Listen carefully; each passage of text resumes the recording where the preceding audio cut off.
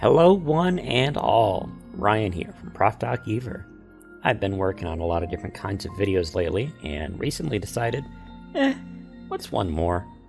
Now, this is going to be quite different from the type of video you're used to seeing from me, at least in subject matter. As today, we're talking about a book series, namely, the Stormlight Archive by Brandon Sanderson. This series is absolutely massive, and just released the final novel in its first half. So, since we're not going to be getting any new Stormlight Archive novels for a bit, as this madman works on other series he started, I think this is a good time to ask the question, what the heck is a Stormlight Archive? The Stormlight Archive is a set of 10 proposed novels, split between two arcs, with the biggest time skip happening after the most recent release, and the next book to come, the beginning of the second arc. Now, I say proposed 10 books, but realistically because Brandon Sanderson will die if he doesn't release at minimum 2 books a year, because holy shit, dude, this bibliography. But we have more than 5 books in this first arc of the Stormlight Archive. As after the second novel, Words of Radiance, we start getting interstitial novellas that flesh out the world more. Now, enough talking about things in new vagaries, let's talk about the books themselves. Today, we're going to be focusing mainly on the first book in the series, The Way of Kings. It is followed by Words of Radiance, then the novella Edge Dancer, then the next beefy boy Oathbringer, then the novella Dawnshard, then Rhythm of War. The novella interstitial between this and the next is to be titled Horn Eater, and it's going to be releasing in December of 2026. And finally, we're at Wind and Truth, the most recent release as of December 6th, 2024. Now, I'm going to be honest. As of this moment of writing the script, I'm about a quarter of the way through Words of Radiance. I'm not even caught up with this story. However, the things that I know about Brandon Sanderson's writing style, about what I've experienced in The Way of Kings, has burned such a passion inside me about this story, and that of the Cosmere, more on that in a second, that I wanted to talk about this series and even tackle pieces of it as I experience it live. There's going to be a lot of setup in this video before we ever touch plot. And we're not even going to be touching plot in this video, I want to make that clear. Obviously, The Way of Kings is the book we're going to be talking about starting off. It is a massive monolith of 383,389 words and over 1,250 pages in paperback. Boy, she thick. Now, the first thing I want to talk about with this series is the word I used earlier, the Cosmere. This is the name of the greater universe that many of Brando Sando's works take place in. The idea of this came from Sanderson's desire to create an epic-length series without requiring readers to buy a ridiculous number of books. Because of that, he hides connections to his other works within each book, creating a hidden epic. He's estimated that the Cosmere sequence could conclude with at least 40 books in its belt. Now, this is very similar to how Stephen King handles many of his own stories as it relates to, say, the Dark Tower series, or how my own works have their own individual identities but build up the greater collective meta-narrative. You can see right out of the gate why these stories interest me so heavily.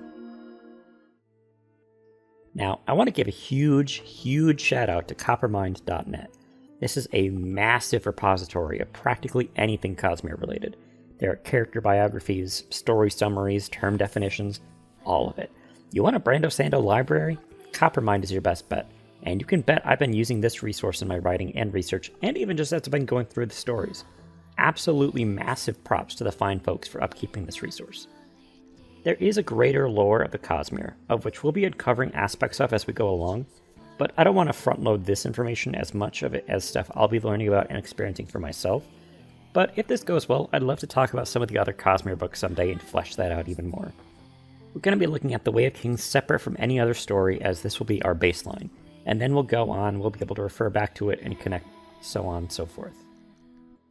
With that out of the way, I think the next thing I want to talk about are what most people would consider to be the main characters of this story. Stories as big as this can be very easy to lose people in the minutiae, so I want to establish some footholds of people we'll be meeting in the coming times. Each book in the Stormlight Archive features all 4 of these characters, but each book places a specific focus on a specific character who will get their history fleshed out in flashbacks in that specific book, so they are of sort the main characters of their own books. But I would say we do have a central main character, even when he's not getting the flashback spotlight. Which gives me a good segue into... Kaladin! I want you to go back into the barrack and tell the men to come out after the storm. Tell them to look up at me tied here. Tell them I'll open my eyes and look back at them, and they'll know that I survived. Kaladin has known tremendous adversity and loss throughout his life. His growth is a cornerstone for this series, and has the most upward trajectory after all of his trauma. This is why I and many others consider him the lead character. He is introspective, brave, and deeply compassionate, but paired with compassion is his passion. He has suffered repeated oppression and betrayal by the light-eyed nobility, which is going to be a very prevalent topic between all of our characters. Nobility in the world of Roshar is typically denoted by eye color, and light in all of its forms are going to be seen as a sense of power, of wealth, of history. Kaladin, a Dark Eyes, is seen as lesser by many of his peers around him, and this has led to many of his tragedies, including being driven from his home by the city lord of his hometown as a teenager, being sold into slavery by the commander of his army, Amaram. Kaladin's father, Lirin, was a surgeon, and taught Kaladin a lot about the medical field, and it is many of his father's teachings that come to him in his moments most dire. Kaladin has also been unable to save numerous patients, comrades, subordinates, and so many close to him from death, and all weigh heavily on his conscience.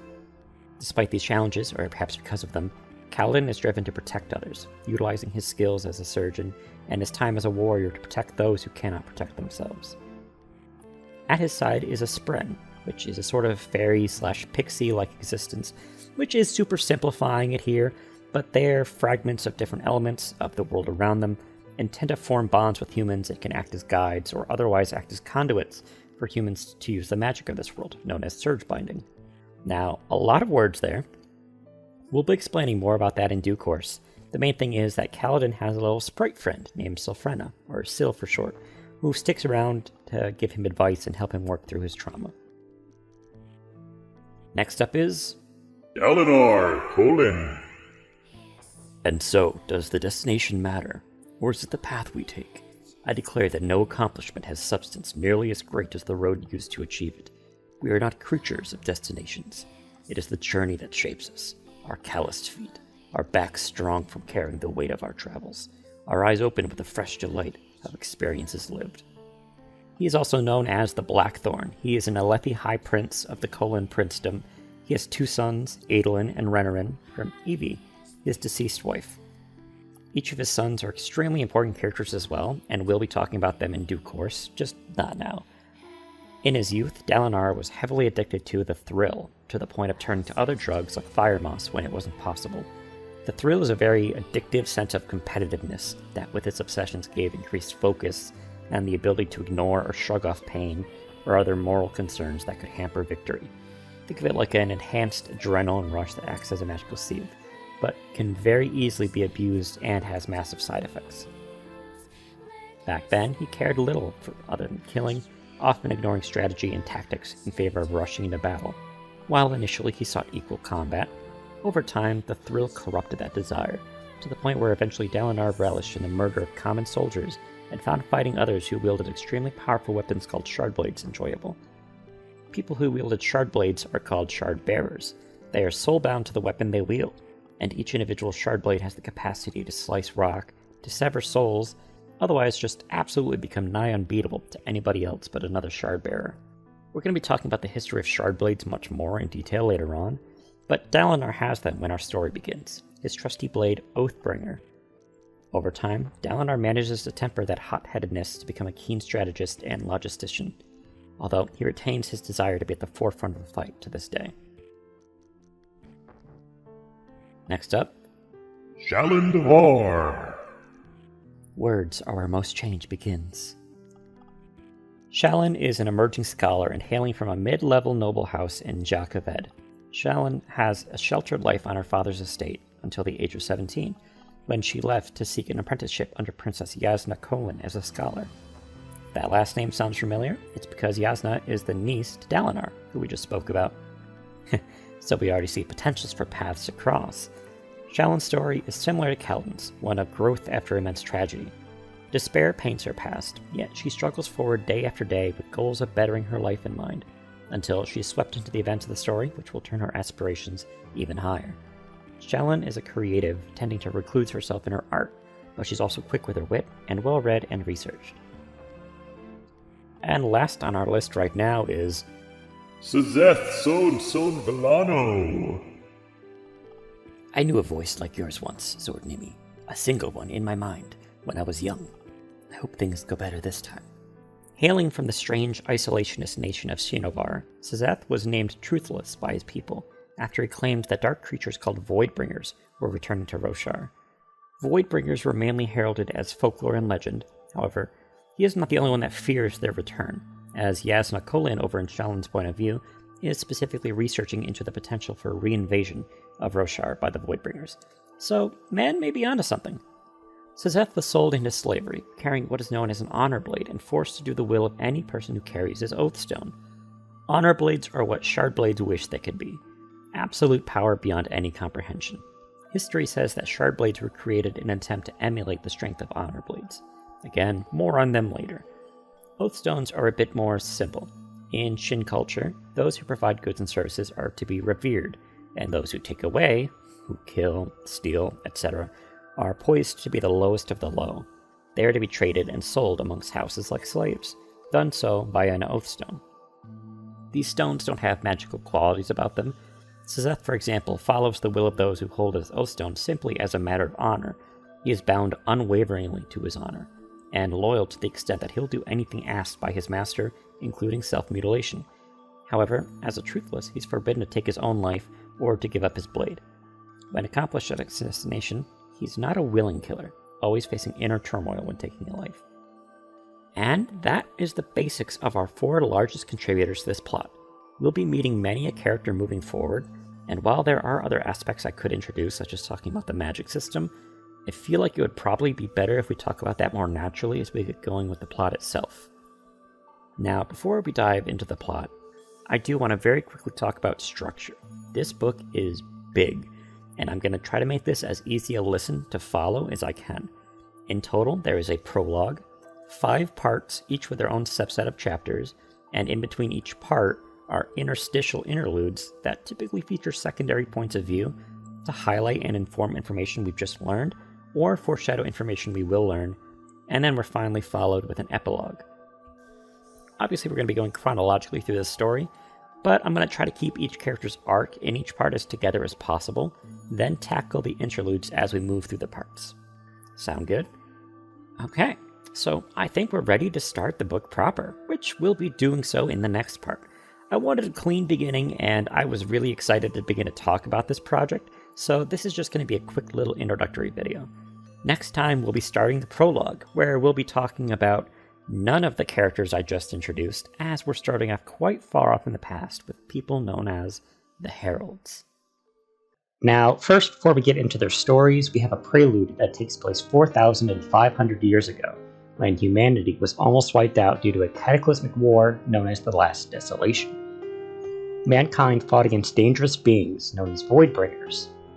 We are then quickly introduced to our point of view character for the prelude, the Herald Kalak. The Heralds are servants of the Almighty, the figure held up as God in the world of Roshar, at least in the Vorin belief. There are 10 Heralds in all, and we see yet another as Kalak meets up with the king of the Heralds, Jezrien. At first, Kalak assumes that the other 8 must have died, for the battle was immense and the casualties aplenty. However, he notices 7 honor blades driven point first into the ground at the base of the spire which they gather. Jezrien then informs Kalak that the other heralds have departed, abandoning their path and fleeing from their order. Kalak then admits his own hesitations to Jezrien, stating fear over returning to a place that he deems as the place of nightmares, the waiting place that heralds return to between desolations. Excuse me, desolations? With an S? A whole plural there, Kalak?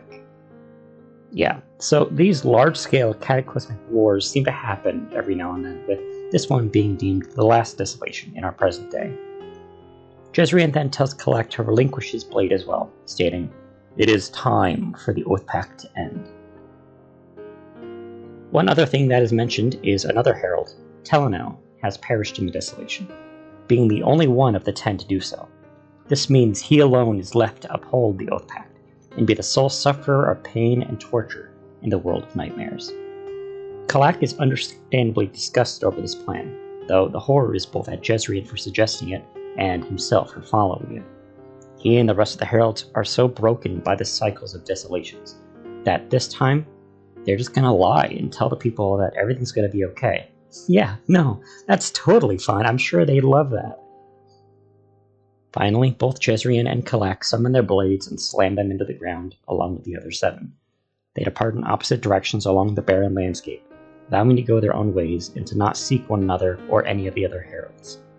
As Kalak is leaving the Ring of Swords, he looks back and notices a single open spot, the place where the 10th sword should have gone. Kalak feels deep sorrows and shames for Talonel's exclusion, thinking to himself, "Forgive us," as he walks away.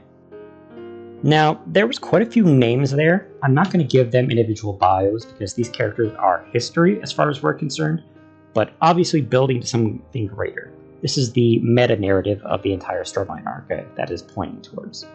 Basic gist is that heralds, after a cycle of fighting and dying honorably against the Voidbringers, have mostly chosen to abandon mankind after the last desolation. Basically, when they are killed, they are brought to a place that is deemed a place of nightmares, where they will wait until they are reborn into the world, so they can protect the new form of humanity from the next desolation. Now, though, they have all turned tail and gone their separate ways, except for Talonel.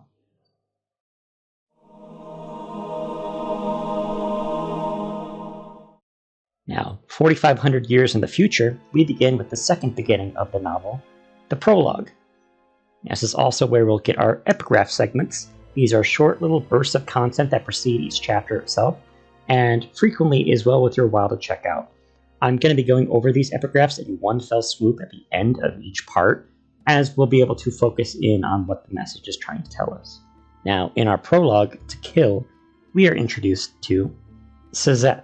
Now, I know the audiobooks pronounce this character's name as Szeth, but it's spelled S-Z-E-T-H. So, as I was reading this book originally, I pronounced it as Szeth, because it reminds me of another similar character from another Cosmere series called Mistborn, the character of Sazed, even though that is S-A-Z-E-D. I'm going to call them Szeth because that's how I've pronounced it, even though the audiobooks do contradict that. So, now, Szeth is attending a massive political event, a party celebrating the signing of a peace treaty between two groups of longtime warring groups of people, the Alethi, humans of the nation of Alethkar, and the Parshendi. Now, Parshendi aren't human, but instead humanoid beings with copper-colored, crab-like carapace armor that appears to grow organically on their skin. There's a quick distinction made here between Parshendi and Parshmen. Parshmen are more docile Parshendi, who have traditionally been taken in as slaves by the Alethi. It's so much the point that Parshendi is actually an Alethi term, roughly meaning Parshmen who can think.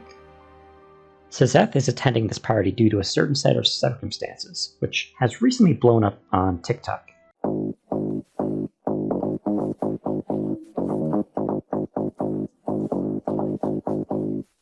Szeth-son-son-Vallano, truthless of Shinobar, wore white on the day he was to kill a king. Yeah, so about that peace treaty I was talking about, it seems that the Parshendi have tasked Szeth with the assassination of the Alethi king, Gavilar Kholin. This is the older brother of one of our other main characters, Dalinar Kholin. Szeth is tasked with this mission dressed in white because of his Parshendi masters, who have requested that he wear white so that Gavilar will be able to see his death coming. Though, funnily enough, we get a Dalinar mention as before the fighting begins proper. Dalinar's first on-page mention is him being sloshed unconscious from the party, so Szeth has to step around him. This is very funny. We also get name drops of King Gavilar's two children, Yasna and Elokar Kholin. We'll be talking more about them later in more depth when we meet them properly. Szeth moves on, passing by some very interesting statues that depict the 10 heralds from ancient foreign theology. Jezereza, Ishi, Kelek, Tolenalat. He counted off each one and realized there was only 9 here. One was conspicuously missing. Why had Shalash's statue been removed? King Gavilar was said to be very devout in his Voran worship. Too devout by some people's standards. I just want to note this here for much later. Now, since Szeth is our point of view character, we get to see him use absolutely awesome powers called Surge Binding in order to dispatch any castle guards he comes across. Stopping a few feet away, the guard at the front gestured with his spear. Go on now. This is no place for you. He had tan Alethi skin and a thin mustache that ran all the way around his mouth, becoming a beard at the bottom. Szeth didn't move. Well, what are you waiting for? Szeth drew forth the Stormlight. It streamed into him, siphoned from the twin sapphire lamps on the walls, sucked in as if by his deep inhalation. The Stormlight raged inside of him, and the hallway suddenly grew darker, falling into shade like a hilltop cut off from the sun by a transient cloud. Szeth could feel the light's warmth, its fury, like a tempest that had been injected directly into his veins. The power of it was invigorating, but dangerous. It pushed him to act, to move, to strike. Holding his breath, he clung to the Stormlight. He could still feel it leaking out. Stormlight could be held for only a short time, a few minutes at most. It leaked away, the human body too porous a container. He had heard that the Voidbringers could hold it in perfectly. But then, did they even exist? His punishment declared that they didn't. His honor demanded that they did. Afire with holy energy, Szeth turned to the guards. They could see that he was leaking Stormlight, wisps of it curling from his skin like luminescent smoke. The lead guard squinted, frowning. Szeth was sure the man had never seen anything like it before. As far as he knew, Szeth had killed every Stonewalker who had ever seen what he could do. What are you? Spirit or man? What am I? A bit of light leaked from his lips as he looked past the man down the long hallway. I'm sorry. So, we enter the eponymous name of Stormlight. This is such an interesting magic system. Brandon himself describes the system pretty simply in one of his writing courses he's taught and recorded videos of at BYU, where Stormlight is a type of magic that is contained within spheres, these kind of gemstones of the world of Roshar. There are massive hurricane-level storms called high storms, which deposit these spheres, and thus the magic, into the world. Spheres, though, are also the currency of this world, as well as batteries for what would pass as technology. Everything in Roshar is funneled by the Stormlight. Even the wars between the Alethi and the Parshendi is fought over ownership of both spheres and much more larger, concentrated sources, gem hearts. All this to say, it is not something that just anyone can use. In fact, only the Heralds and the Knights Radiant were said to have the abilities of using the magic to this level. This is the magic that Shardblades were allowing non-Surge Binders to try to ascend to. And Szeth is doing so easily. With the increased strength, this also allows him to lash himself to walls to run up and along them, as if to defy gravity. The limits of Surge Binding seem limitless. When he reaches the area just outside the King's quarters, Szeth uses his abilities as a Surge Binder to fight his way past the guards. As he reaches the King's quarters, he is confronted by a Shardbearer as the King flees. Szeth fights his way past the Shardbearer, but soon realizes that the Shardbearer, not the man he is chasing, is King Gavilar. He returns and fights him, eventually defeating him by causing the balcony he's standing on to collapse, mortally wounding him, and Szeth is also nearly killed in the fight. He stumbled down the side of the building, approaching the wreckage, barely able to remain standing. The king still moved. Shardplate would protect a man from such a fall, but a large length of bloodied wood stuck up through Gavilar's side, piercing him where Szeth had broken the plate earlier. Szeth knelt down, inspecting the man's pain-racked face. Strong features, square chin, black beard flecked with white, striking pale green eyes. Gavilar Kholin. I expected you to come. Szeth reached underneath the front of the man's breastplate, tapping the straps there. They unfastened, and he pulled the front of the breastplate free, exposing the gemstones on its interior. 2 had been cracked and burned out. 3 still glowed. Numb, Szeth breathed in sharply, absorbing the light.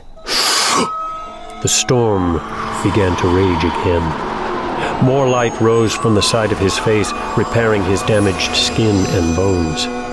The pain was still great. Stormlight healing was far from instantaneous.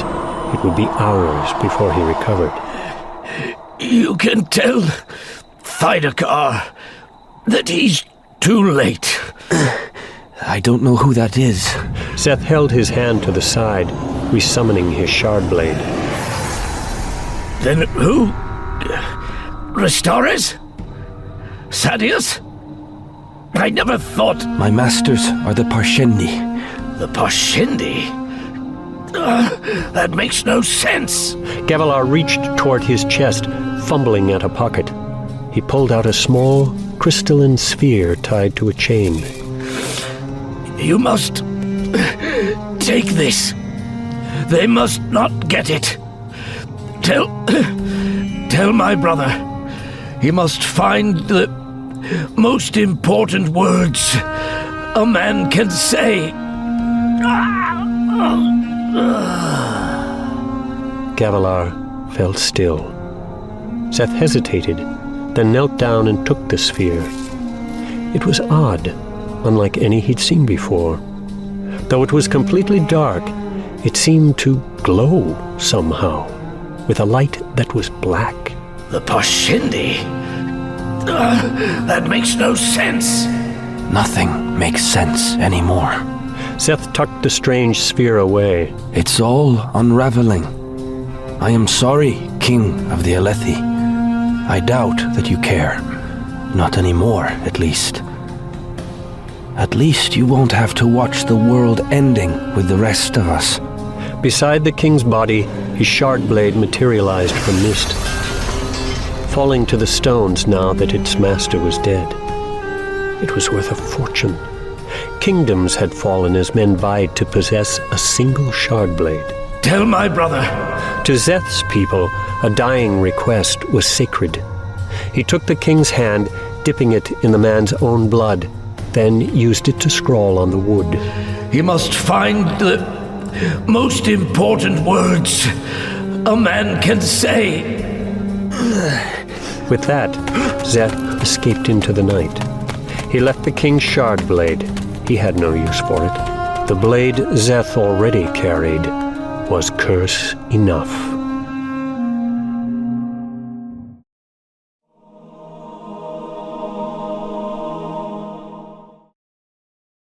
So, Chapter 1 is going to introduce us to our next main character, but we're not actually looking through his eyes. If it's not clear, this book is a bit of a strange, slow burn in how it's going to get started, but I assure you the journey is well worth it. I just want to mention this because it is a common complaint that people have with the Stormlight Archive. And I know some people who have fallen off, but I assure you, the slow burn is well worth it. So, we are looking through the dark eyes of a 15-year-old Chull farmer turned soldier named Sen. Chulls are like big crab creatures that are like a slower kind of horse for use by Chull farmers. Now, for animals in Roshar, we have to have a quick lesson. Anything with feathers is called a chicken. Even if it's not a chicken, anything not is usually a crustacean. And by crustacean, I mean specifically some type of crab. Except for horses. Horses exist on Roshar.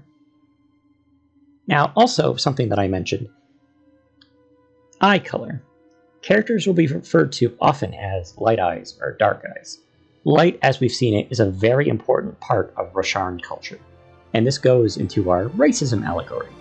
According to Vorin teachings, aka the ruling theology on Roshar, light eyes have been given a higher calling to become the nobility and ruling class, primarily within Alethkar, but this extends far out.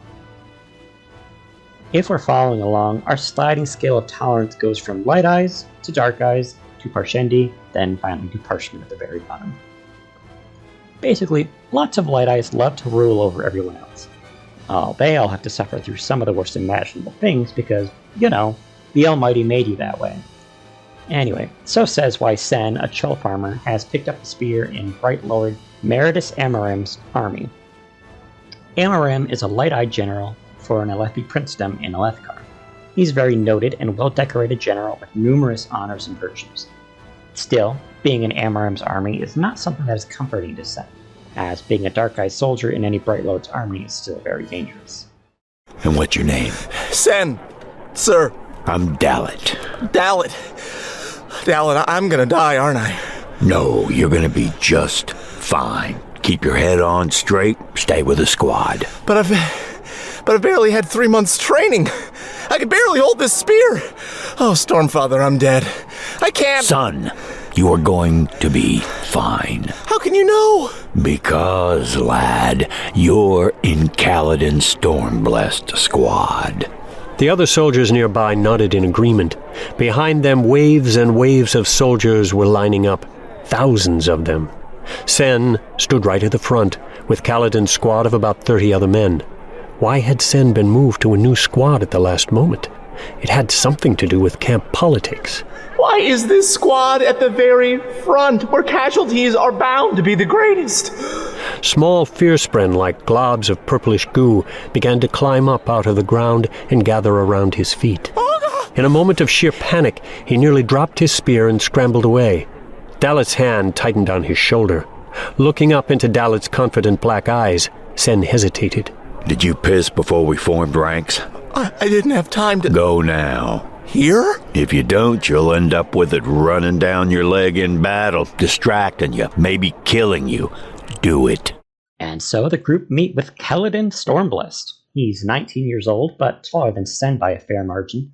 He's wearing the common leathers of a spearman, but underneath is a pair of dark trousers, which is normally not allowed for a dark eyes. He's got shoulder-length black hair, and his eyes were dark brown. As they talk, Kaladin reveals that Sen's transfer to his squad was on Kaladin's request, that he paid another squad leader named Gare to have him in his ranks, much to Sen's surprise. He doesn't understand why anyone would pay to have him on his front lines. Sen didn't even know who the enemy was. A landlord was encroaching on Bright Lord Amaran's territory, a land owned ultimately by High Prince Sadeas. It was a border skirmish, and Sen thought it was another Alethi princedom. Why were they fighting each other?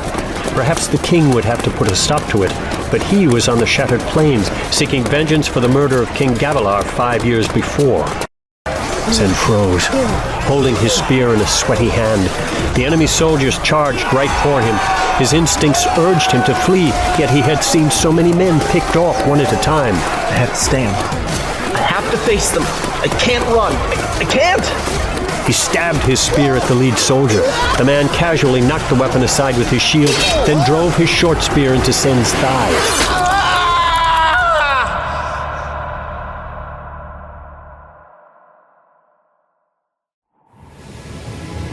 The pain was hot. So hot that the blood squirting out on his leg felt cold by comparison. The soldier yanked the weapon free. Sen stumbled backward, dropping his spear and shield. He fell to rocky ground, splashing in someone else's blood.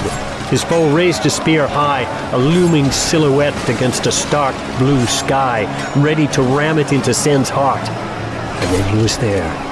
Squad leader, Stormblessed. Kaladin's spear came as if out of nowhere, narrowly deflecting the blow that was to have killed Sen. Kaladin set himself in front of Sen, alone, facing down 6 spearmen. He didn't flinch.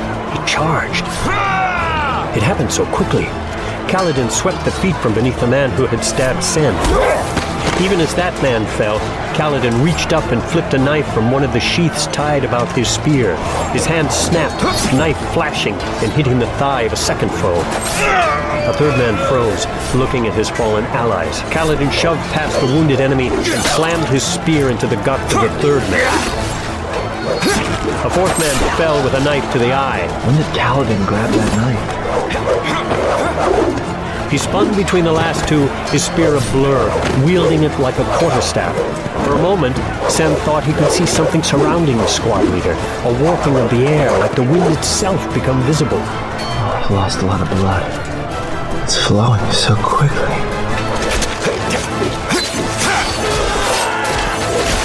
Foes all down, Kaladin turned and knelt beside Sen.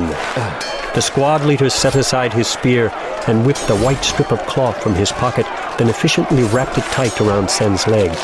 Kaladin worked with the ease of one who had bound wounds dozens of times before. Kaladin, sir! Sen pointed at one of the soldiers Kaladin had wounded. The enemy man held his leg as he stumbled to his feet. In a second, however, mountainous Dalit was there, shoving the foe with his shield. Dalit didn't kill the wounded man, but let him stumble away unarmed. The rest of the squad arrived and formed a ring around Kaladin, Dalit, and Sen. Kaladin stood up, raising his spear to his shoulder. Dalit handed him back his knives, retrieved from the fallen foes. Had me worried there, sir, running off like that. I knew you'd follow. Raise the red banner. Sin, Corridor, you're going back with the boy. Dalit, hold here. Amaram's line is bulging in this direction. We should be safe soon. And you, sir? Kaladin looked across the field. A pocket had opened in the enemy forces, and a man rode there on a white horse, swinging about him with a wicked mace. He wore full plate armor, polished and gleaming silver. A shard bearer. No, thank the Storm Father. Just a light-eyed officer. Shard bearers are far too valuable to waste on a minor border dispute. Kaladin watched the light eyes with a seething hatred. It was the same hatred Sen's father had shown when he'd spoken of Chul rustlers, or the hatred Sen's mother would display when someone mentioned Kusiri, who had run off with the cobbler's son. It is at this point, though, when an enemy shardbearer takes the field in full shardplate with a shard blade in hand. Sen likens them to the Almighty and wonders what kind of people will want to fight against the Almighty. Then he blacks out.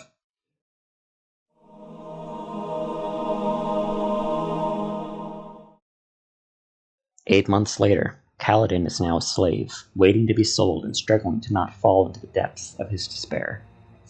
Ooh, baby, you ain't even know the beginning of it. The other slaves around him in the caravan each ask him what he did to become a slave, and each of them go around telling their stories, landing finally on Kaladin. Mind if I ask how you became a slave, friend? Can't help wondering. We're all wondering. Judging by the accent and the dark hair, the man was Alethi, like Kaladin. Most of the slaves were. Kaladin didn't reply to the question. Me? I stole a herd of Chul. If I'd taken one Chul, they might have just beaten me, but a whole herd. 17 head. They were a sorry lot, even for slaves. Weak, sickly, underfed. Some, like Kaladin, were repeat runaways, though Kaladin was the only one with a Shash brand. They were the most worthless of a worthless caste, purchased at a steep discount. They were probably being taken for resale in a remote place where men were desperate for labor. There were plenty of small, independent cities along the coast of the unclaimed hills, places where Voron rules governing the use of slaves were just a distant rumor. Coming this way was dangerous. These lands were ruled by nobody, and by cutting across open land and staying away from established trade routes, Tlakev could easily run afoul of unemployed mercenaries. Men who had no honor and no fear of slaughtering a slave master and his slaves in order to steal a few chulls and wagons. Men who had no honor. Were there men who had honor? No. Honor died 8 months ago. So what did you do to get made a slave? How did you get caught? Odd thing, that. It was a woman, of course. Should have known she'd sell me. Shouldn't have stolen chulls. Too slow. Horses would have been better. Horses? What do you think, me a madman? If I'd been caught stealing those, I'd have been hanged. Chulls, at least, only earned me a slave's brand. Kaladin glanced to the side. This man's forehead brand was older than Kaladin's. The skin around the scar faded to white. What is that glyph bear? Sas Marom. It was the High Lord's district where the man had originally been branded. The man looked up with shock. Hey, you know glyphs? You must have an even better story than I thought, friend. Kaladin stared out over those grasses blowing in the mild breeze. Whenever the wind picked up, the more sensitive of the grass stalks shrank down into their burrows, leaving the landscape patchy, like the coat of a sickly horse. That windspren was still there, moving between patches of grass. How long had it been following him? At least a couple of months now. That was downright odd. Maybe it was the same one. They were impossible to tell apart. Well, why are you here?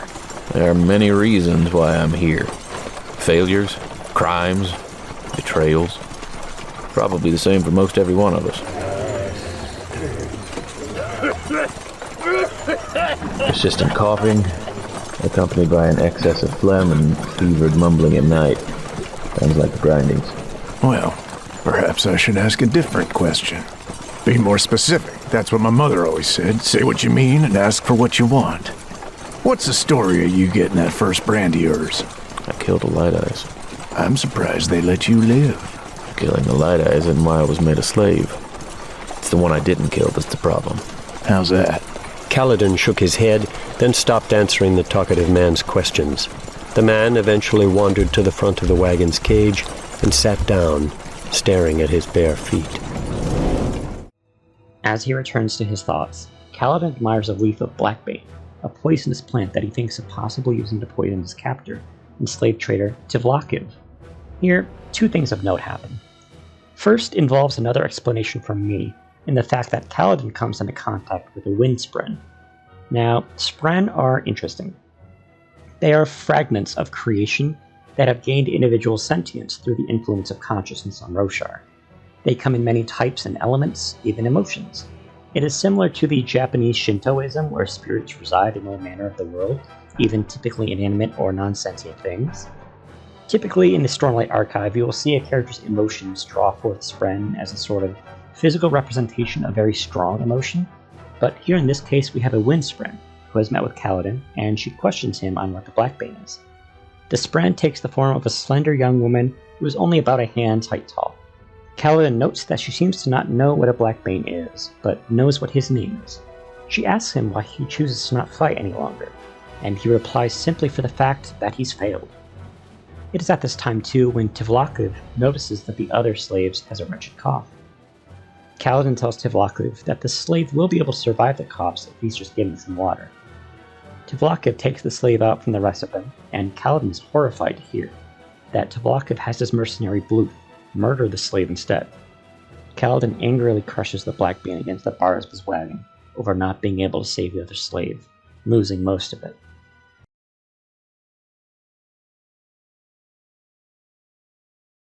Enter Shallan Devar. She's just arrived in Kharbranth, an independent city-state in Roshar, and one of the 5 Voron nations. It houses the Palaneum, the largest known library in all of Roshar. Shallan has arrived by boat and is relatively familiar with the ship's crew, enough to have palaver with them and trust the word of Captain Tozbek that the word around the City of Bells is that Yasna Kholin has recently been sighted in the city. Shallan and one of Captain Tozbek's sailors, Yalb, makes the trip up to the palace so Shallan can speak to Yasna. When they arrive, she asks Yalb to wait for her outside of the palace. It is revealed that Shallan has requested to be Yasna's ward, and that Yasna has told her to meet her in Dumadari. Shallan has been chasing her from city to city ever since. You wanna ride? Yes, please. Yalb nodded and rushed off, leaving her on the dock surrounded by a group of Parshmen who were laboriously moving wooden crates from one pier to another. Parshmen were thick-witted, but they made excellent workers, never complaining, always doing as they were told. Her father had preferred them to regular slaves. Were the Alethi really fighting Parshmen out on the shattered plains? That seemed so odd to Shallan. Parshmen didn't fight. They were docile and practically mute. Of course, from what she'd heard, the ones out on the shattered plains, the Parshendi they were called, were physically different from regular Parshmen. Stronger, taller, keener of mind. Perhaps they weren't really Parshmen at all, but distant relatives of some kind. To her surprise, she could see signs of animal life all around the docks.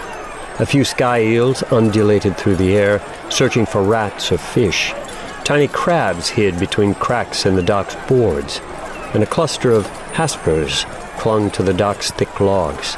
In a street inland of the docks, a prowling minx skulked in the shadows, watching for morsels that might be dropped. She couldn't resist pulling open her portfolio and beginning a sketch of a pouncing sky eel. Isn't it afraid of all these people? She held her sketch pad with her safe hand, hidden fingers wrapped around the top as she used a charcoal pencil to draw. Before she was finished, her guide returned with a man pulling a curious contraption with 2 large wheels and a canopy-covered seat. She hesitantly lowered her sketch pad. She'd expected a palanquin. Shallan is very nervous as her house's finances are in ruins because of the death of her father, and if she doesn't find some source of income or other means of controlling the rival political houses, her house won't last long. She also reveals that her request to be Yasna's ward is somehow related to resolving her house's crisis, though she doesn't make it clear.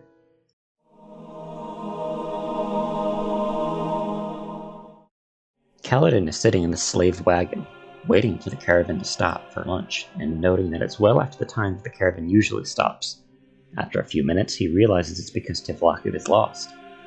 Tvlakv remembers that Kaladin was once an Alethi soldier, and might have knowledge of the lands. When he asks Kaladin to help him find the way out, Kaladin tears his map to pieces, and tells Tvlakv that he doesn't know the way out. In the conversation that follows, Tvlakv says that he's only comfortable with the idea of Kaladin escaping, because he knows that he wants revenge on Bright Lord Amarim more than he does Tvlakv. Kaladin realizes that if Tvlakv knows about Amarim, then he also knows that Kaladin isn't actually a deserter, in contrast to the official story given when he was sold. Tvlakv acknowledges this, but says that it's the story he'll stick to because the men who are guilty of high crimes are difficult to sell at a good price. The wagon leaked during high storms. That wasn't surprising. Kaladin suspected that Tvlakv had been driven to slaving by ill fortune. He would rather be trading other goods, but something, lack of funds, a need to leave his previous environs with haste, had forced him to pick up this least reputable of careers. Men like him couldn't afford luxury or even quality. They could barely stay ahead of their debts. In this case, that meant wagons which leaked. The boarded sides were strong enough to withstand high storm winds, but they weren't comfortable. Tvlakv had almost missed getting ready for this high storm. Apparently, the map Kaladin had torn up had also included a list of high storm dates purchased from a roving storm warden. The storms could be predicted mathematically. Kaladin's father had made a hobby of it. He'd been able to pick the right day 8 times out of 10. Icy rainwater sprayed through cracks. Flashes of lightning leaked through as well. That was the only light they got. Occasionally, light would flash without the thunder. The slaves would groan in terror at this, thinking about the Stormfather, the shades of the lost radiance, or the Voidbringers, all of which were said to haunt the most violent high storms. They huddled together on the far side of the wagon, sharing warmth. Kaladin left them to it, sitting alone with his back to the bars. Kaladin didn't fear stories of things that walked the storms. In the army, he'd been forced to weather a high storm or two beneath the lip of a protective stone overhang or other bit of impromptu shelter. Nobody liked to be out during a storm, but sometimes you couldn't avoid it. The things that walked the storms, perhaps even the Stormfather himself, weren't nearly so deadly as the rocks and branches cast up into the air. In fact, the storm's initial tempest of water and wind, the storm wall, was the most dangerous part. The longer one endured after that, the weaker the storm grew, until the trailing edge was nothing more than sprinkling rain. A short time later, the windspread comes back. She apparently left during the recent high storm, but now tells Kaladin that there's a large group of people not that far away. A few minutes later, Kaladin realizes that it's an Alethi war camp, and that their destination is the Shattered Plains. The other slaves express hope that they will be treated fairly in the war camps. Kaladin has his doubts, thinking of the many Light Eyes who have proven to be corrupt in the past. His one remaining hope is that he'll be allowed to fight again.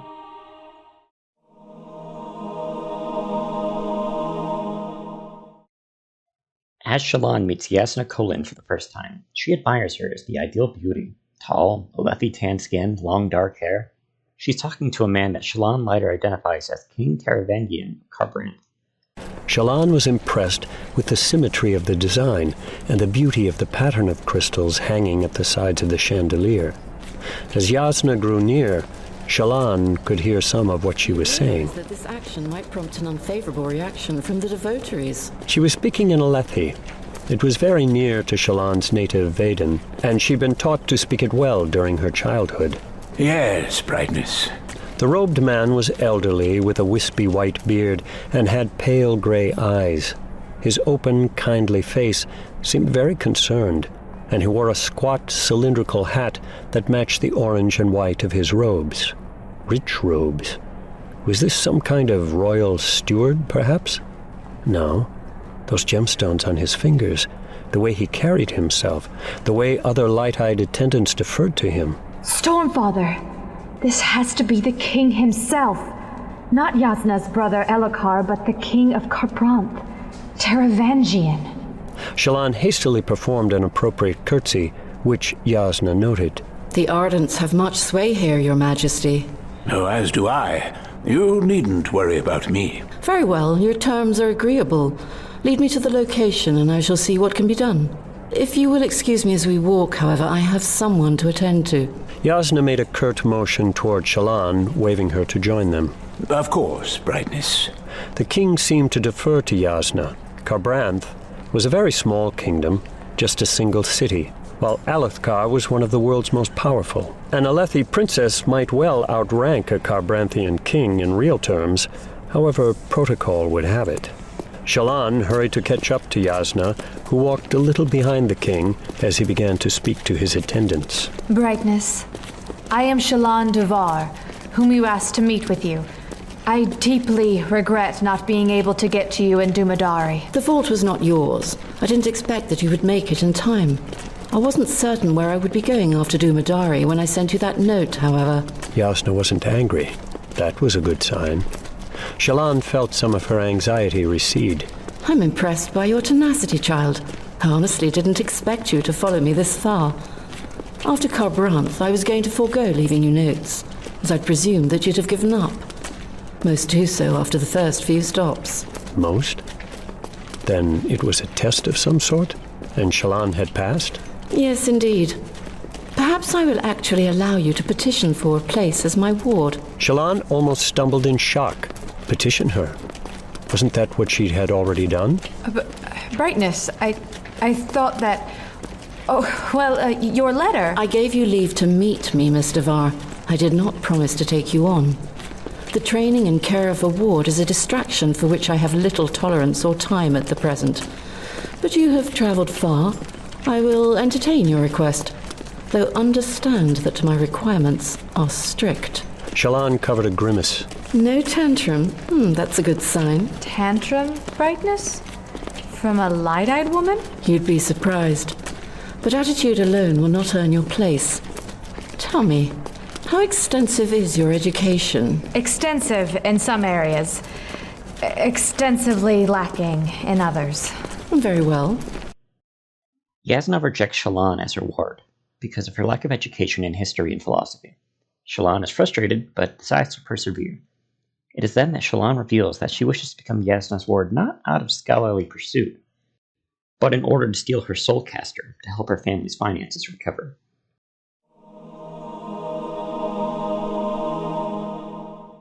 Kaladin and the rest of the slave caravan have arrived at the Shattered Plains, specifically the war camp of High Prince Sadeas. They are taken to a woman who has to decide whether she can use any of the slaves or not.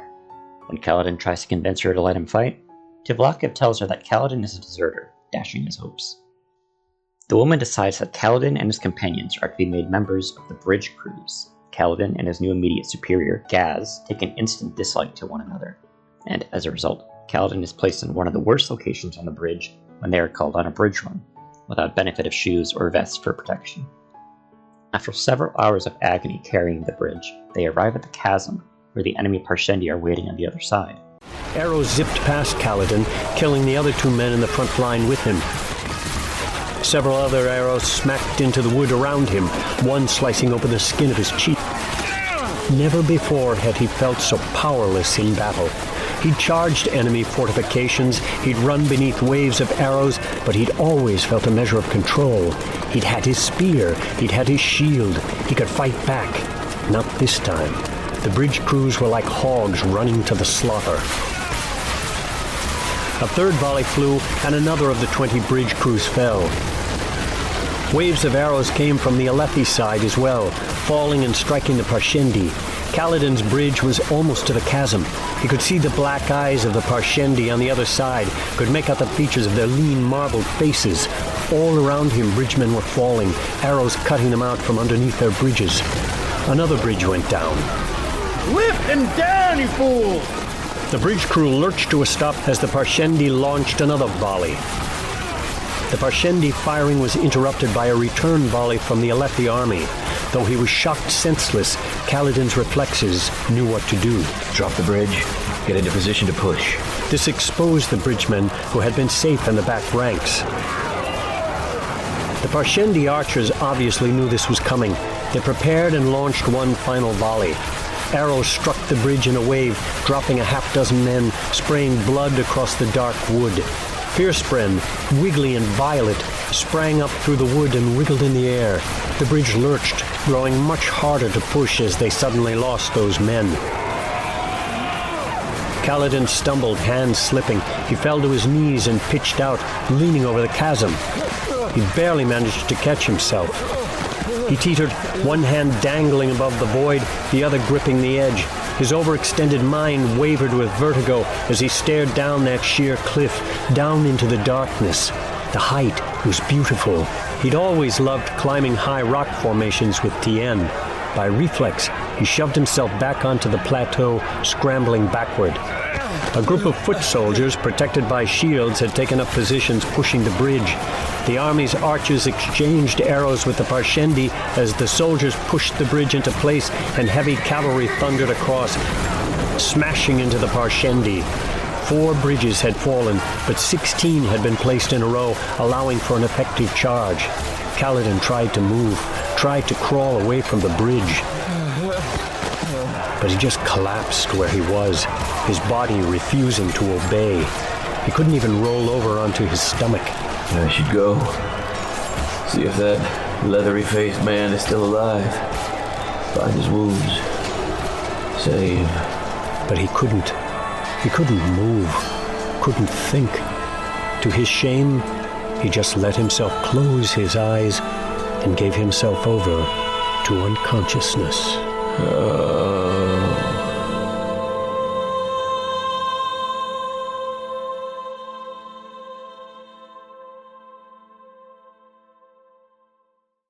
He wakes up hours later when the Windspren has been following him, shocks him with some sort of energy. Kaladin realizes if he doesn't hurry, he'll be left behind. The Spren tells him that her name is Silfrena, or Sil. Though he is exhausted, Kaladin takes his spot on the bridge and begins his long way back to camp.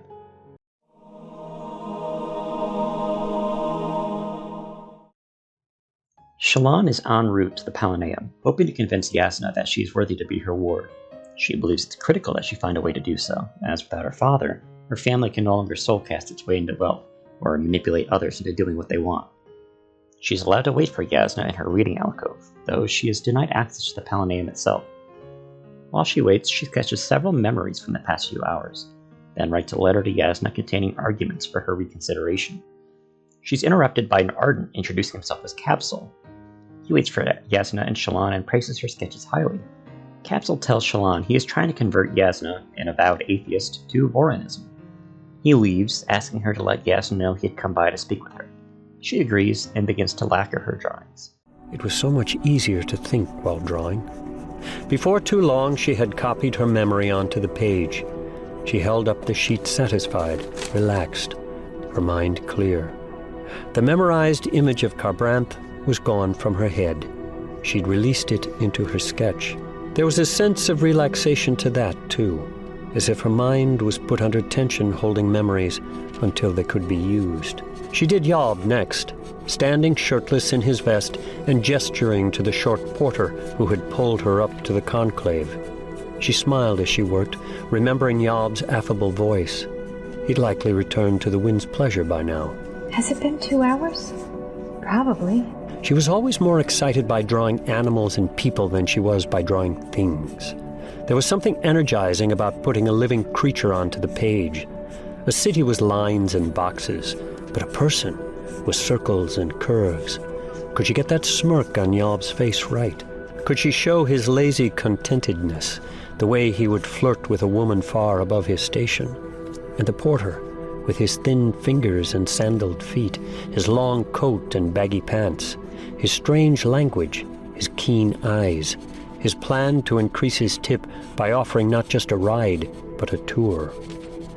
When she drew, she didn't feel as if she worked with only charcoal and paper. In drawing a portrait, her medium was the soul itself. There were plants from which one could remove a tiny cutting, a leaf or a bit of stem, then plant it and grow a duplicate. When she collected a memory of a person, she was snipping free a bud of their soul, and she cultivated and grew it on the page. Charcoal for sinew, paper pulp for bone, ink for blood, the paper's texture for skin. Creation Spren began to gather around her pad, looking at her work. Like other Spren, they were said to always be around, but usually invisible. Sometimes you attracted them, sometimes you didn't. With drawing, skill seemed to make a difference. Creation Spren were of medium size, as tall as one of her fingers, and they glowed with a faint silvery light. They transformed perpetually, taking new shapes. Usually the shapes were things they had seen recently: an urn, a person, a table, a wheel, a nail. Always of the same silvery color, always the same diminutive height. They imitated shapes exactly, but moved them in strange ways. A table would roll like a wheel, an urn would shatter and repair itself. Her drawing gathered about a half-dozen of them, pulling them by her act of creation, just as a bright fire would draw flame spren. She'd learned to ignore them. They weren't substantial. If she moved her arm through one, its figure would smear like scattered sand, then reform. She never felt a thing when touching one. Eventually, she held up the page, satisfied. It depicted Yob and the porter in detail, with hints of the busy city behind. She'd gotten their eyes right. That was the most important. She realizes that she's been there for quite a while and begins to gather her things, leaving the letter for Yasna. Before she can leave, however, Yasna appears in the doorway, looking displeased.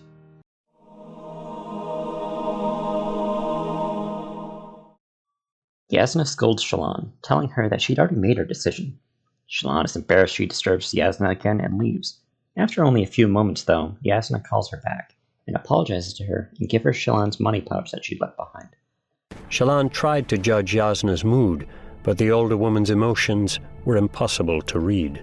I honestly didn't want to disturb you. I bribed the servants to tell me if you returned to the Vale.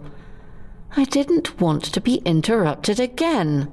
Don't bother apologizing. Yasna looked tired, more tired than Shallan felt. Yasna picked through the books. A fine selection.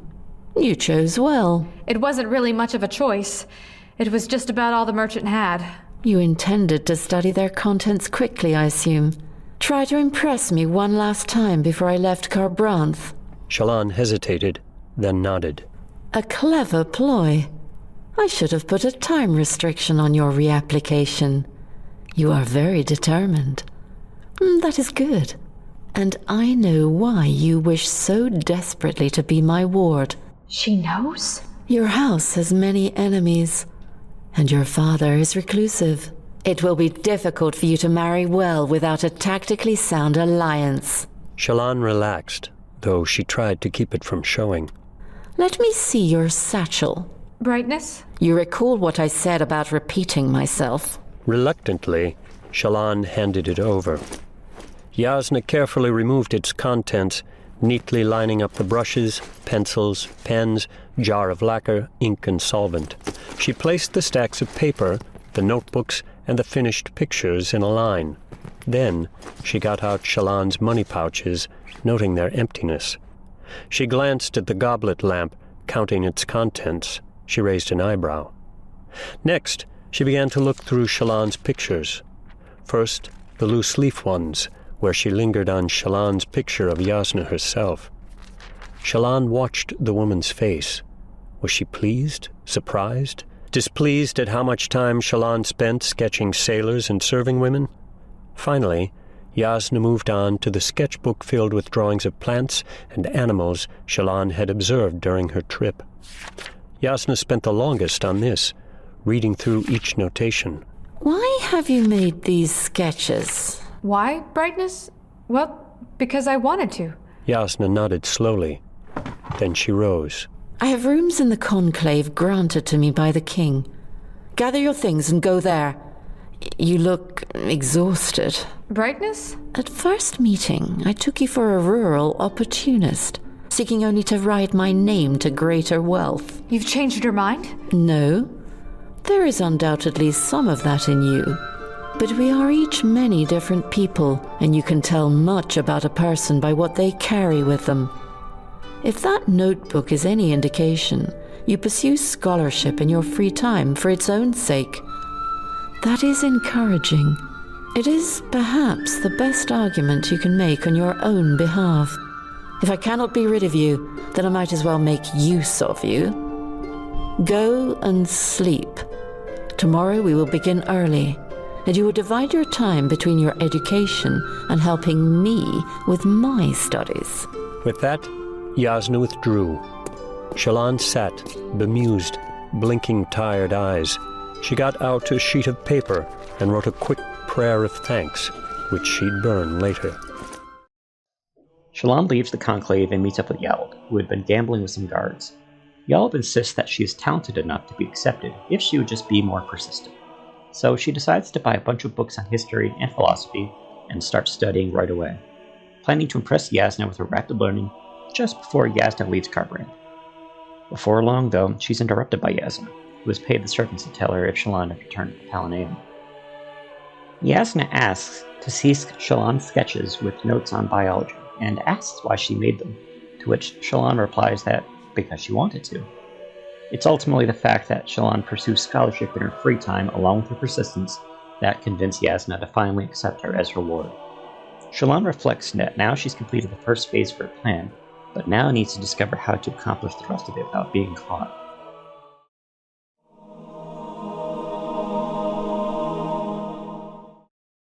Kaladin has now been a member of the bridge crews for somewhere between 2 to 4 weeks. Of the 25 who survived his first bridge run, only one other man is still alive.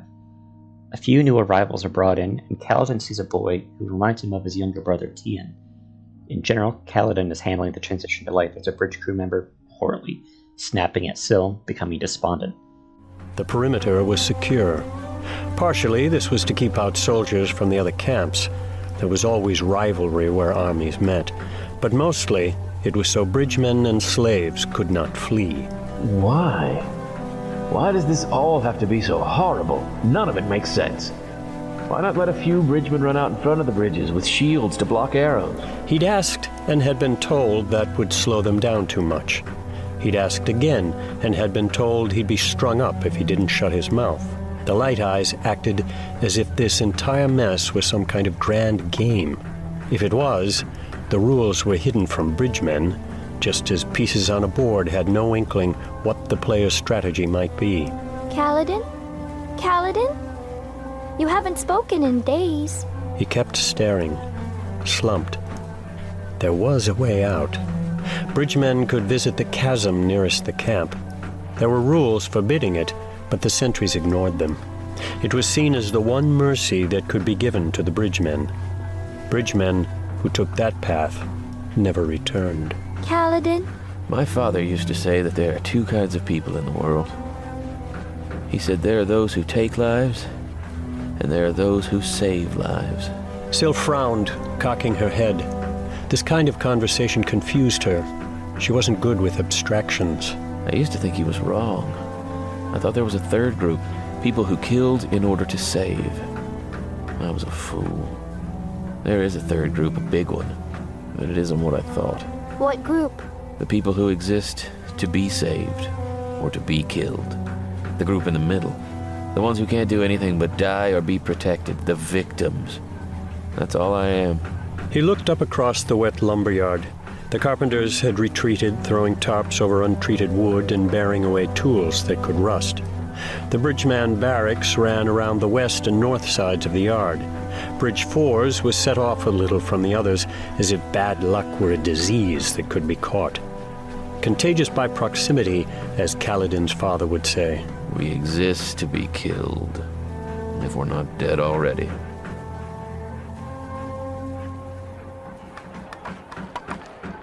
I hate seeing you like this. A team of bridgemen dragged a log down into the lumberyard. The Parshendi often set fire to the outermost permanent bridges, so High Prince Sadia's engineers and carpenters were always busy. The old Kaladin might have wondered why the armies didn't work harder to defend the bridges. There's something wrong here. You're missing part of the puzzle. They waste resources and bridgemen lives. They don't seem to care about pushing inward and assaulting the Parshendi. They just fight pitched battles on plateaus, then come back to the camps and celebrate. Why? Why? He ignored that voice. It belonged to the man he had been. You used to be so vibrant. So many looked up to you, Kaladin. Your squad of soldiers, the enemies you fought, the other slaves, even some Light Eyes. Lunch would come soon. Then he could sleep until their bridge leader kicked him awake for afternoon duty. The bridge crews are called on another run, and the boy who reminded him of Tien is killed, as well as the only remaining man from Kaladin's first bridge run. Kaladin thinks to himself that he's dead inside, then proceeds to cry.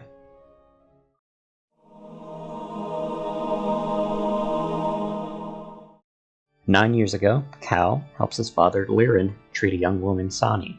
He reflects over this course of the surgery on how his family is treated so differently because of his father's career. When they finish amputating Sani's middle finger, Lirin asks Kaladin why he was late to arrive. You still need to work on those nerves of yours, son. Cal looked down. It's good to care, but caring, like anything else, can be a problem if it interferes with your ability to perform surgery. Caring too much can be a problem? What about being so selfless that you never charge for your work? He didn't dare say the words. Cleaning the room came next. It seemed like half of Cal's life was spent cleaning, but Lirin wouldn't let him go until they were done with it. At least he opened the shutters, letting sunlight stream in. Sani continued to doze.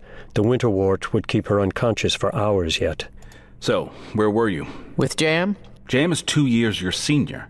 I doubt he has much fondness for spending his time with those much younger than he. His father started training him in the quarterstaff.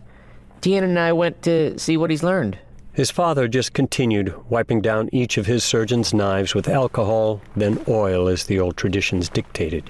He didn't turn toward Cal. Jam's father was a soldier in Bright Lord Amaram's army. Bright Lord Amaram? The noble light-eyed general who watched over northern Alethkar. Cal wanted so much to see a real Light Eyes, not stuffy old Wistio, a soldier, like everyone talked about, like the stories were about.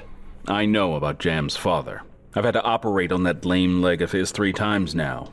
A gift of his glorious time as a soldier. We need soldiers, Father. You'd have our borders violated by the Thalans? Thalana is an island kingdom. They don't share a border with us. Well, then they could attack from sea. They're mostly tradesmen and merchants. Everyone I've met has tried to swindle me, but that's hardly the same thing as invading. All the boys liked to tell stories about far-off places. It was hard to remember that Cal's father, the only man of second none in this town, had traveled all the way to Kharbranth during his youth. Well, we fight with someone. Yes, King Gavilar always finds people for us to fight. That much is true. So we need soldiers, like I said. We need surgeons more. Son, you nearly cry each time someone is brought to us. You grind your teeth anxiously during even simple procedures. What makes you think you could actually hurt someone? I'll get stronger. That's foolishness. Who's put these ideas in your head? Why would you want to learn to hit other boys with a stick? For honor, Father. Who tells stories about surgeons for the Herald's sake? The children of the men and women whose lives we save. That's who tells stories of surgeons. There are 2 kinds of people in this world, son. Those who save lives and those who take lives. And what of those who protect and defend? The ones who save lives by taking lives. That's like trying to stop a storm by blowing harder. Ridiculous. Eventually, Kaladin simply stops arguing and goes back to cleaning up the room. Lirin quizzes him on various things that a surgeon should know, then tells him that he plans to send him to Kharbranth to train other surgeons there if he can find a way to do so. Lirin also tells him that he's incredibly gifted when it comes to surgery, and he shouldn't waste himself on soldiering.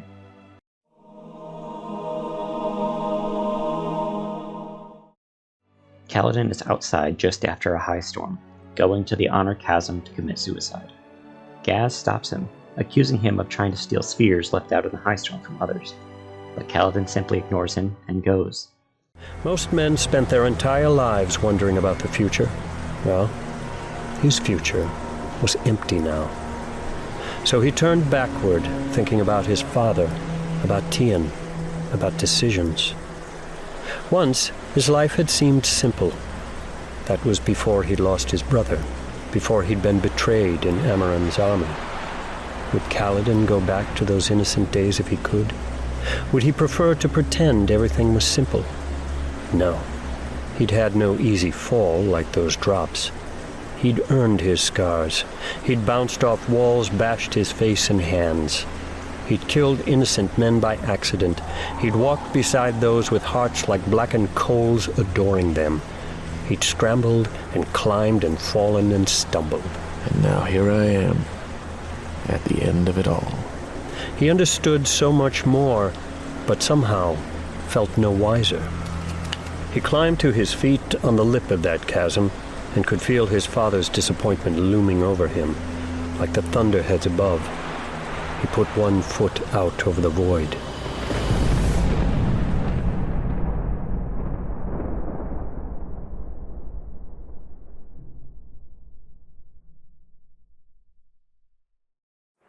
Kaladin! He froze at the voice. A translucent form bobbed in the air, approaching through the weakening rain. The figure lunged forward, then sank, then surged higher again, like it was bearing something heavy. Kaladin brought his foot back and held out his hand. Syl unceremoniously alighted upon it, shaped like a sky eel clutching something dark in its mouth. She switched to the familiar form of a young woman, dress fluttering around her legs. She held in her hands a narrow, dark green leaf with a point divided in 3. Blackbane. What is this? These things are heavy. Oh, I brought it for you. He took the leaf between 2 fingers. Blackbane. Poison. Why did you bring this to me? I thought... Well, you kept those other leaves so carefully. Then you lost them when you tried to help that man in the slave cages. I thought it would make you happy to have another one. Kaladin almost laughed. She had no concept of what she'd done, fetching him a leaf of one of Rosha's most deadly natural poisons because she'd wanted to make him happy. It was ridiculous and sweet. Everything seemed to go wrong when you lost that leaf. Before that, you fought. I failed. She cowered down, kneeling on his palm, misty skirt around her legs, drops of rainwater passing through her and rippling her form. You don't like it then? I flew so far. I almost forgot myself. But I came back. I came back, Kaladin. Why? Why do you care? Because I do. I watched you, you know. Back in that army, you'd always find the young, untrained men and protect them, even though it puts you in danger. I can remember, just barely, but I do. I failed them. They're dead now. They would have died more quickly without you. You made it so they had a family in the army. I remember their gratitude. It's what drew me in the first place. You helped them. No. Everything I touch withers and dies. Those men in the bridge crew, you could help them. Too late. It's too late. I failed. They're dead. They're all going to die, and there's no way out. What is one more try, then? What could it hurt? You can't fail this time, Kaladin. You've said it. They are all going to die anyway. He thought of Tien and his dead eyes staring upward. I don't know what you mean most of the time when you speak. My mind is so cloudy. But it seems that if you're worried about hurting people, you shouldn't be afraid to help the bridgemen. What more could you do to them? One more try, Kaladin. Please. One more try. Kaladin returns to the camp, then attacks Gaz, throwing him to the ground. He demands that Gaz make him the breach leader of Bridge 4, and that he give Kaladin full control of it. In return, Gaz receives 1/5 of Kaladin's wages. We're going to have a hard day tomorrow. How do you know? Because we're bridgemen. Every day's hard. Collect knows that's true. Kaladin left him, moving down the line of huddled figures. He visited each man, prodding or threatening, until the man gave his name. They each resisted. It was as if their names were the last things they owned and wouldn't be given up cheaply, though they seemed surprised, perhaps even encouraged, that someone cared to ask. He clutched to these names, repeating each one in his head, holding them like precious gemstones. The names mattered. The men mattered.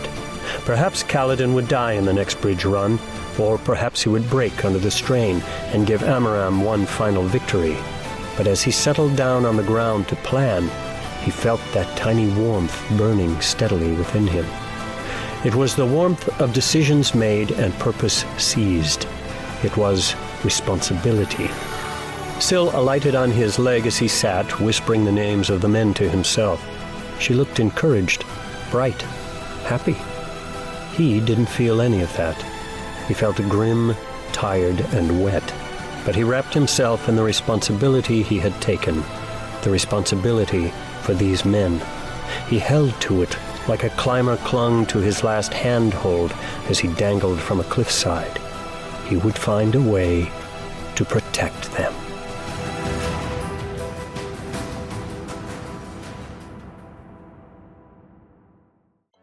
And that is going to bring us to the end of part 1.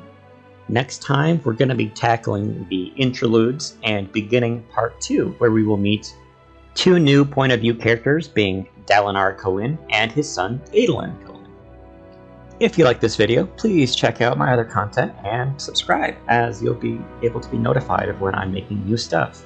My plan is to get part 2 and the interludes out relatively soon. So, check you guys there as we return for more of The Way of Kings.